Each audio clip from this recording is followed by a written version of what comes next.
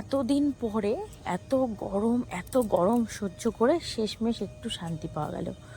তো হঠাৎ করে দেখলাম আকাশে মেঘ করেছে। তো আগে থেকেই জানতাম যে সোমবার বৃষ্টিটা হবে। তো সকাল থেকে দেখছি রোদ রোদ, কোথায় বৃষ্টি, আমি ভুল বললো নাকি। তো আকাশটা দেখলাম বেশ মেঘ করেছে, দেখে এত শান্তি লাগলো সে আর বলার মতো নয়। এত গরমে সত্যি ভীষণ কষ্ট পাচ্ছিলাম, আমি একা নয় সবাই পাচ্ছিল। তো যাই হোক, এটা দেখে ভীষণই ভালো লাগলো। তো যাই হোক, তারপরে দোকানে যখন চলে এসেছি, যখন বাড়ির থেকে বেরোই তখন কোনো বৃষ্টি ছিল না।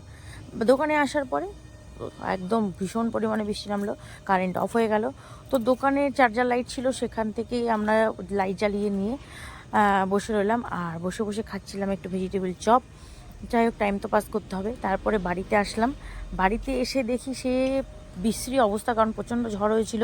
এসে দেখি বিছনাপত্র গুটিয়ে রেখেছে সব, আর কারেন্ট নেই। কারেন্ট তো কখন আসবে তা জানি না।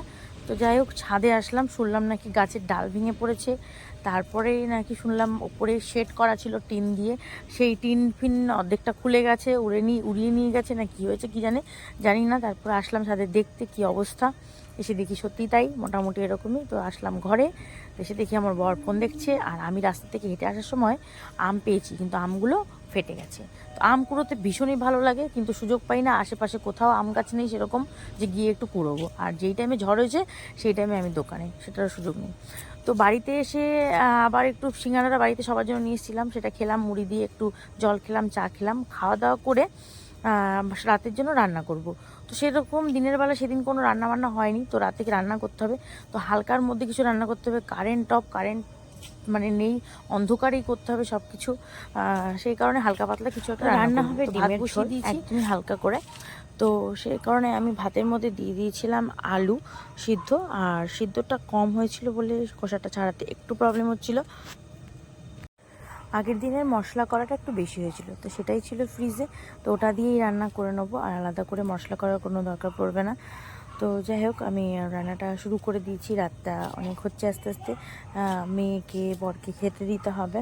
তো যদিও সন্ধ্যাবেলায় মুড়ি খেয়েছে, একটু রাত হলে প্রবলেম হবে না। আর সব থেকে যেটা ভালো লাগছে আর কি বলবো, এত অস্বস্তির মধ্যে যে একটু স্বস্তি পাওয়া গেল, এটাই অনেক। তবে মানে এতদিন রান্না করছিলাম, খুব কষ্ট হচ্ছিল, অস্বস্তি লাগছিল। তবে আজ রান্না করছি, একটু কষ্ট হচ্ছে না। কারেন্ট অফ ছিল মাঝখানে ঠিকই, কারেন্ট অফ, তা সেই অবস্থায় তো আমি রান্নাটা শুরু করেছি, তাও একটুকু মনে হয়নি, মানে অসহ্য লাগছে এরকম মনে হয়নি, কারণ ওয়েদারটা এত সুন্দর হয়ে গেছে আর কি। যাই হোক, এটার অপেক্ষায় ছিলাম অনেক। রান্না আমার কমপ্লিট হয়ে গেছে, এখন 10:30টার মতো বাজে।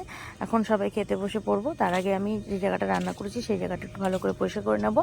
আর সবাই খেতে বসে পড়লাম। দেখো, আমার মেয়ে চলে এসছে, আমার ননদ খাবার বেড়ে দিচ্ছে। আর যেটা কথা সেটা হলো, আমি খাওয়া দাওয়ার পর মানে রান্নাঘরটা আমি রাতে পরিষ্কার করেই রাখি, কারণ সকালবেলায় চাপটা কম হয়। তাহলে মাঝে মাঝে পুজো দিতে হয় ঘরে, মাঝে মাঝে মন্দিরেও দিতে হয়, দু জায়গায় একসাথে একটু চাপ হয়ে যায়।